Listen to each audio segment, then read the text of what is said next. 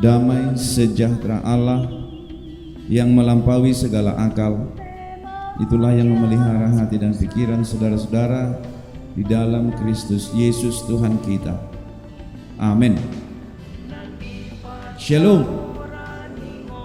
Bapak Ibu saudara-saudara yang terkasih dalam Kristus Yesus, firman Tuhan bagi kita pada ibadah Minggu Reminiscere hari ini diambil dari kitab Mazmur pasal 27 ayat 1 sampai ayat yang ke-6.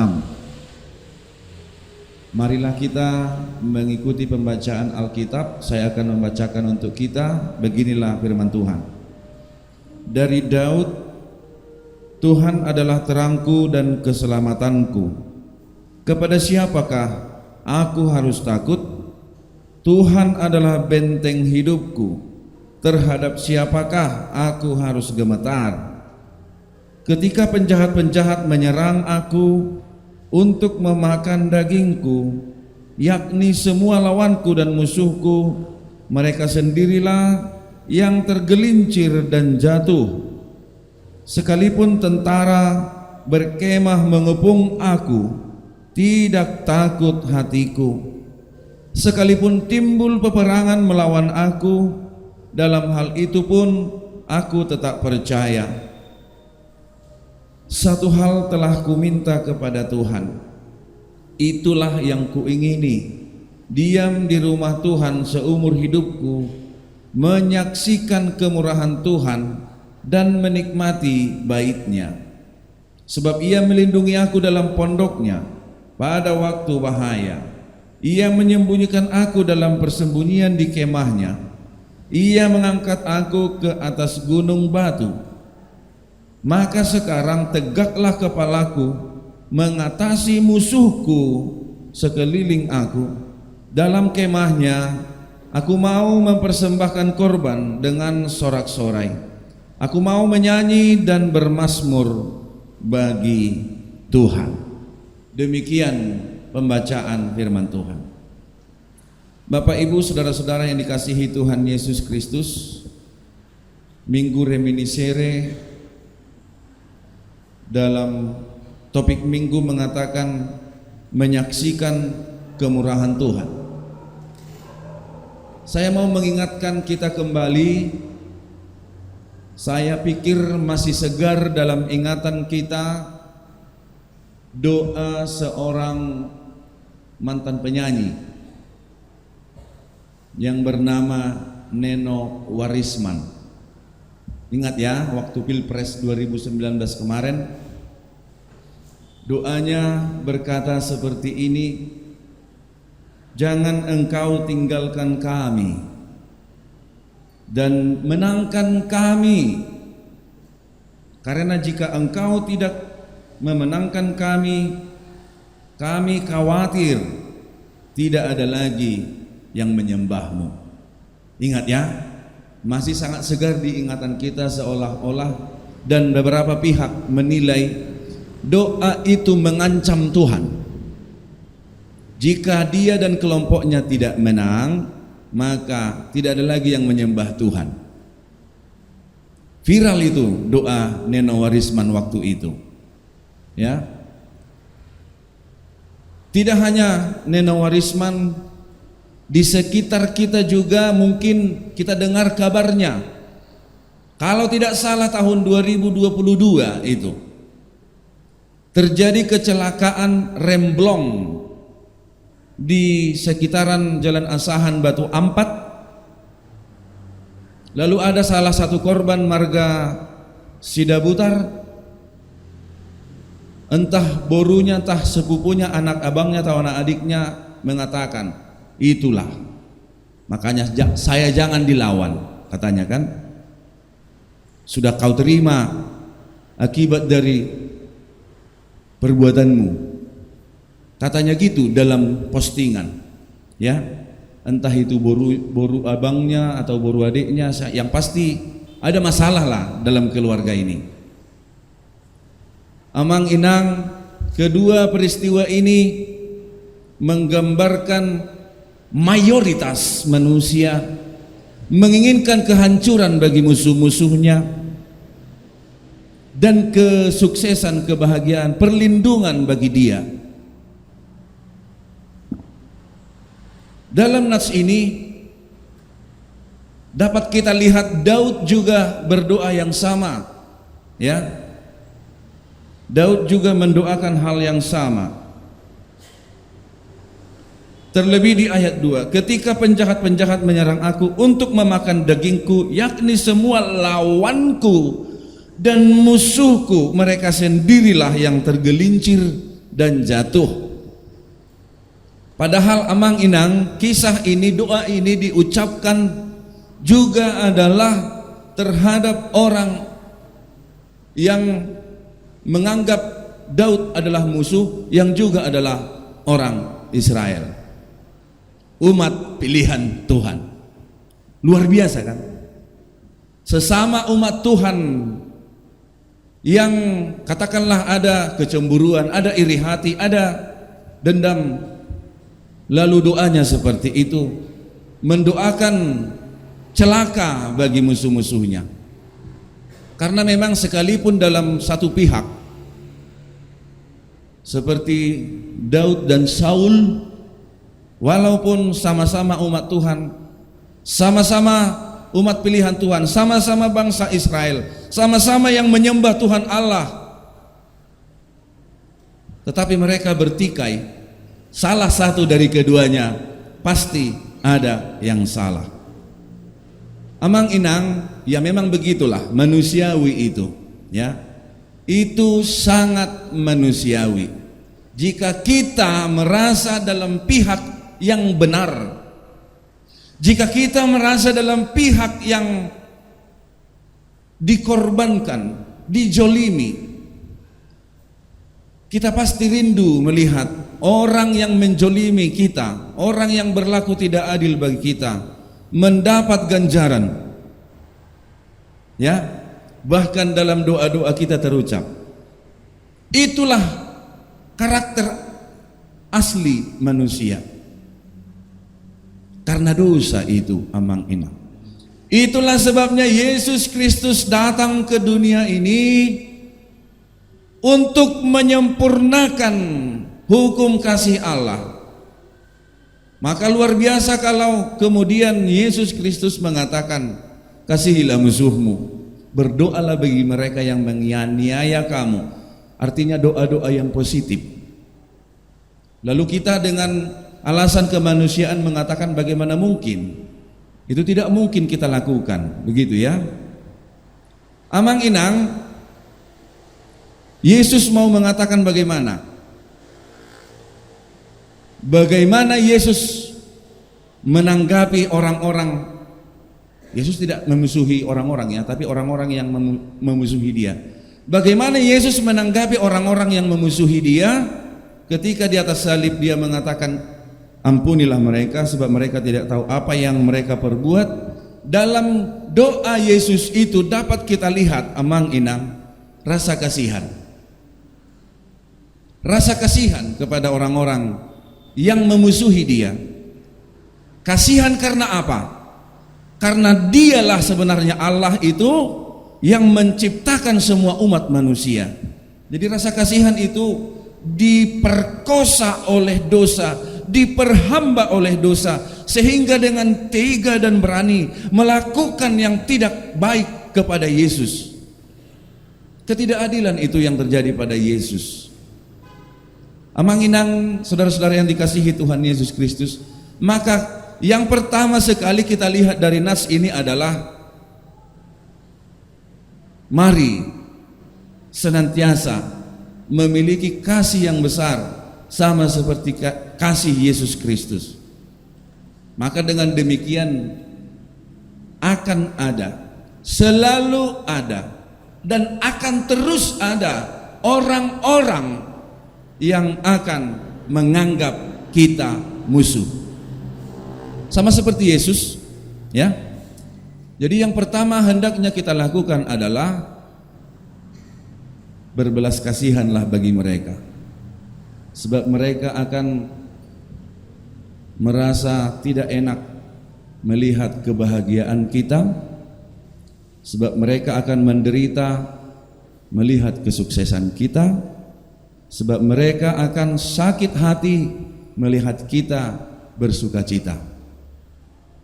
Kasihanlah dan tempa dirimu sebaik mungkin. Maka orang-orang yang kau anggap musuh atau yang menganggapmu musuh, sama seperti Daud di sini, bukan mendoakan yang buruk sebenarnya, tetapi akan menyaksikan suatu kemurahan Tuhan dalam kehidupan kita.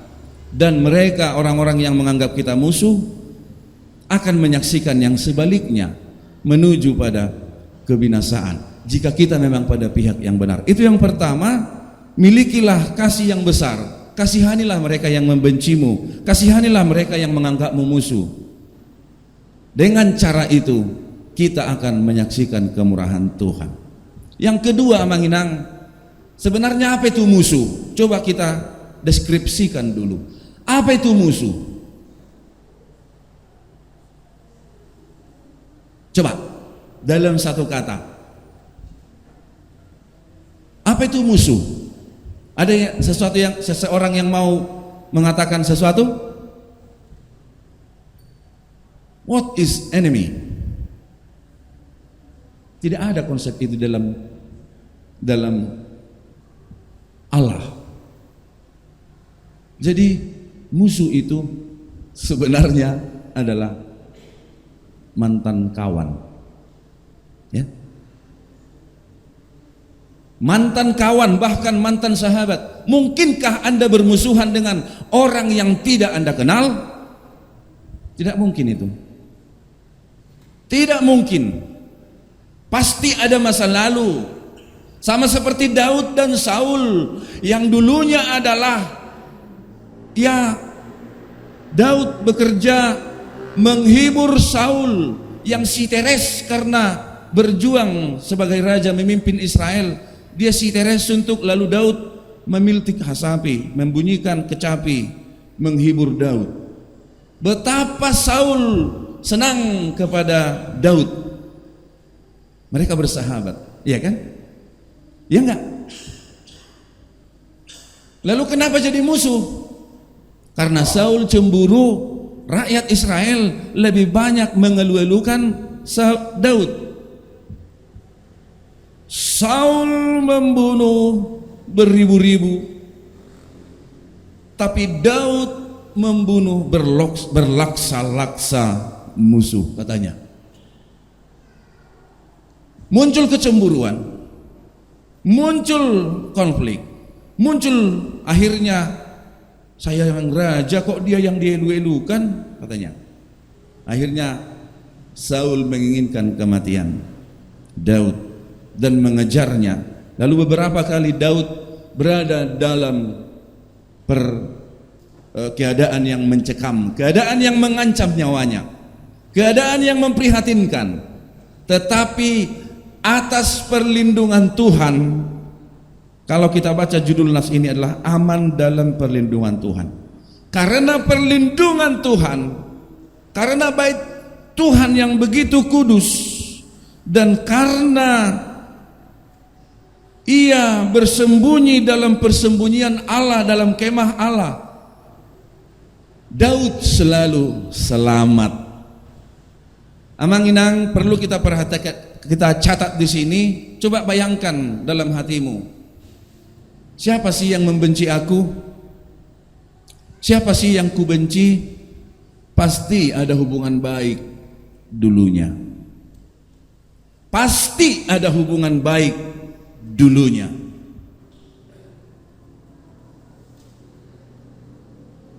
Lalu kenapa tercipta permusuhan? Ini karakter manusia yang kedua. Perhatikan Amang-inang. Perbuatan baik mudah dilupakan walaupun banyak. Perbuatan salah atau kejahatan walaupun hanya sekali selalu diingat. Ini karakter asli manusia. 1000 perbuatan baik akan dilupakan hanya oleh satu perbuatan yang kurang mengenakkan. Maka terciptalah permusuhan. Wah, Daud lebih dizolimi lagi, nggak ada kesalahannya loh, sehingga dia dibenci Saul. Tidak ada kesalahannya. Itu lebih ngeri lagi. Maka amang inang, kalau kita memiliki pola pikir ilahi, selain yang pertama apa tadi? Miliki kasih yang besar. Yang kedua adalah lihatlah musuhmu dalam perspektif yang lain. There is no enemy. Jangan dong musuh sasitong na. Mantan kawan lah. Lihatlah mereka yang memusuhi engkau, dong aku hiadoi. Jangan kau anggap mereka musuhmu, sehingga akan menciptakan sebuah kesakitan dalam hatimu ketika dia sukses. Kalau kau anggap dia musuh, tetapi kalau kau anggap dia dulunya sahabatku, sehingga dia sukses pun karena kita menganggap dia adalah sahabat kita juga, walaupun dulu kita tetap bahagia dalam kesuksesannya. Ingat amanginang, sekali lagi, there is no enemy. Dangadong musuh. Musuh sejati adalah iblis. Dan iblis sendiri telah dikalahkan oleh Yesus. Catat itu baik-baik. Telah dikalahkan oleh Yesus. Allah berkata kepada iblis itu, kamu dan anak manusia itu, keturunan perempuan itu, akan mengalami pertikaian besar. Kamu akan mematuk tumitnya, tetapi dia akan meremukkan kepalamu. Jangan kalah sama iblis, itu maksud saya menginang. Jangan kalah sama iblis. Kepala iblis telah remuk oleh Yesus Kristus, dan iblis itu hanya sanggup mematuk tumit keturunan perempuan itu. Nah, karena itu saya mau ajak kita semua untuk memiliki pola pikir Yesus. Walaupun Daud di sini masih memiliki semacam doa-doa manusia, keinginan supaya dia yang menilai dirinya dalam posisi benar diselamatkan oleh Tuhan, dan orang lain dalam posisi salah supaya tergelincir tadi, tetapi itu semata-mata karena dia adalah manusia.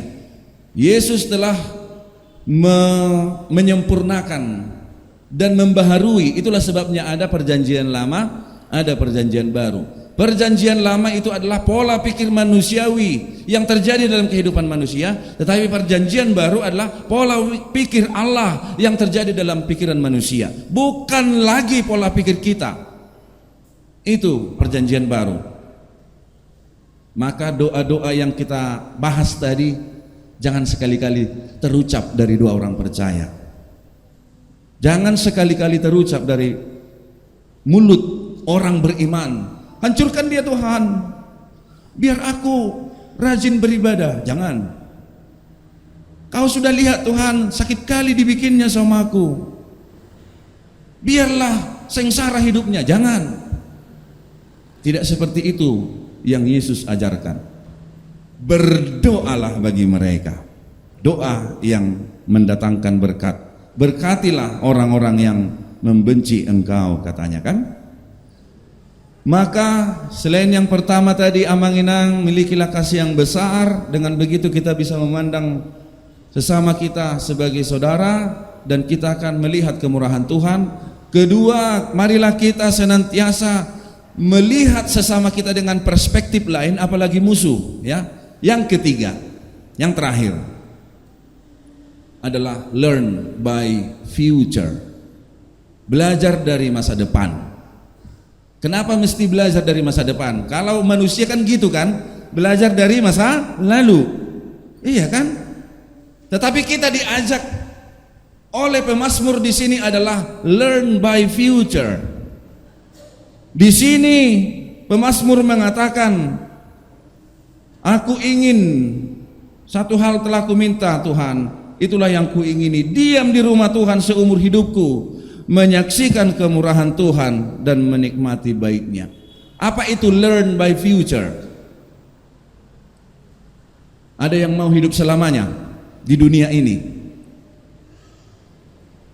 Tentu kita semua akan mati ya di dunia ini. Lalu pada kebangkitan kekal besok, bukan besok, nanti. Mulo di hata-bata sogot ninna kan, bukan itu maksudnya. Tapi nanti waktunya tidak ditentukan. Jika pada kehidupan kekal kita akan dibangkitkan. Nah, saya mau kita semua melihat kematian. Apa yang terjadi nanti ketika kita meninggal? Itu learn by future. Bagaimana? Apakah banyak orang akan menangis atau banyak orang akan tertawa seperti kepada Adolf Hitler yang bertanggung jawab atas nyawa jutaan orang? Semua dunia bergembira atas kematiannya. Apakah kita akan dikenang sebagai orang jahat sehingga nama kita disebutkan kepada anjing seperti Kaisar Nero? Learn by future, mari melihat bagaimana kita nanti akhir hidup kita. Apakah orang akan mengenang kita sebagai saudara terkasih? Apakah orang akan mengenang kita sebagai yang mengukir senyuman di wajah orang lain? Apakah orang akan mengenang kita sebagai orang yang senantiasa menciptakan kebaikan dalam sebuah persekutuan? Learn by future mengajari kita supaya bagaimana kita membentuk hari-hari kita sedari sekarang. Mari senantiasa melihat kemurahan Tuhan di bait Tuhan yang kudus dan menciptakan suasana supaya orang lain juga merasakan kemurahan Tuhan. Saya ulangi konsep ini ya. Mari menikmati kemurahan Tuhan di baitnya yang kudus, dan mari berjuang supaya orang lain juga merasakan hal yang sama, yaitu kemurahan Tuhan. Dengan cara yang bagaimana? Ya, menjadi sahabat bagi semua orang. Tema Natal tahun berapa itu ya? Kalau tidak salah 2022 ya, Natal Oikumene, menjadi sahabat bagi semua orang. Karena hanya dengan cara demikianlah kita mampu melihat kemurahan Tuhan, menyaksikan kemurahan Tuhan, berdiam di rumah Tuhan dan menciptakan persaudaraan, menjadi sahabat bagi semua orang, sehingga kita menyaksikan kemurahan Tuhan. Dalam segala hal kita akan menyaksikan kemurahan Tuhan. Di suatu ketika saya pernah mengurus SIM ke Samsat. Ini selalu saya khotbahkan ini gitu ya. Lalu seorang jemaat bertelepon, orang samangi dia kamu, adong si uruson katanya gitu. Lagi di di Polres mengurus SIM. Baikdo. Jadi dong na mengurupi di sini katanya kan. Teleponlah. Saya akan menelepon seseorang, gitulah intinya. Teleponlah seseorang ini, lalu seseorang ini keluar dari kantornya melihat saya. Ternyata saya kenal begitu. Yang tadinya dia menyuruh menemui saya yang di bawah di bawah pangkatnya lah gitu. Setelah itu dia sendiri yang turun kepada saya. Ternyata saya kenal. Apakah itu adalah sebuah kebetulan atau sebuah kemurahan juga? Yang mau saya katakan seperti ini, kesaksian itu begitu luar biasa bagi saya sehingga saya mau mengatakan, bagaimana kalau seandainya saya dengan Bapak ini memiliki hubungan yang katakanlah tidak baik? Coba kita renungkan itu. Dalam berbagai hal kita membutuhkan orang lain. Jadi konsep Daud di sini, konsep Daud menyatakan keamanan dan sukacita dalam perlindungan Allah dan menyaksikan kemurahan Allah senantiasa, semuanya tertuang dalam bagaimana dia menanggapi Tuhan Allah yang menyerukan kasih itu sendiri kepadanya. Makanya dia mengatakan menyaksikan kemurahan Tuhan dan menikmati baitnya, sebab di dalam bait itu juga orang yang dia anggap musuh sama-sama menyembah Tuhan. Sama-sama menyembah Tuhan. Akhirnya dia berada dalam pelarian Amanginang. Akhirnya Daud berada dalam pelarian. Tetapi kesetiaannya sungguh teruji, sungguh luar biasa. Yang terakhir ini, yang saya katakan yang ketiga tadi ini adalah bagaimana supaya kita belajar dari masa depan, learn by future, karena saya suatu saat akan membutuhkan semua orang. Minimal menguburkan mayat saya, kan begitu ya. Bagaimana ketika semua orang membenci kita, bagaimana kita akan dikubur atau belatung akan disaksikan menggerogoti tubuh kita ini, lalu burung pemakan bangkai akan menghabisi semua sehingga sisa tulang, dan ulat-ulat akan mengemakan sisanya. Apakah begitu nantinya nasib orang percaya? Isema menutup mata konin na paredei, itu juga adalah learning by future ya. Dia mengharapkan kepada anak-anaknya supaya ada di kampung yang tinggal untuk menemani dia kan. Maka Amanginang, supaya kita menyaksikan kemurahan Tuhan, yang pertama, milikilah kasih yang besar, milikilah kasih yang luar biasa. Yang kedua, pandanglah sesamamu dari perspektif yang berbeda. Yang ketiga, belajarlah dari masa depan. Amin. Kita berdoa. Terima kasih Tuhan atas firman-Mu yang menyapa kami dan mengajari kami bahwa kami senantiasa harus memiliki kasih yang besar seperti kasih anak-Mu Yesus Kristus, sehingga kami senantiasa hidup di dalam kehidupan kami ini dan menyaksikan kemurahan Tuhan. Ajarlah kami ya Tuhan, bahwa kami semua adalah umat Allah yang Allah ciptakan, yang berdoa kepada Allah, yang berdoa kepadamu, memohon segala sesuatu yang kami harapkan. Tetapi pada minggu reminiscere ini kami memohon kepada Tuhan, ingatlah ya Tuhan akan kasih setiamu, akan anugerahmu kepada kami. Sendengkanlah telingamu kepada kami sekalian, dan ajarlah kami untuk senantiasa memiliki kasih yang besar, sehingga persekutuan kami sesama kami umat percaya menjadi kemuliaan bagi nama Tuhan. Kami sadar ya Tuhan, kami adalah orang-orang yang lemah. Kami sadar kami membutuhkan sesama kami di dalam kerangka menanti-nantikan kemurahan Tuhan terjadi dalam kehidupan kami. Semuanya itu hanya dapat kami saksikan, kami terima ketika kami memiliki persekutuan yang baik di dalam kehidupan kami. Maka ajarlah kami ya Tuhan dapat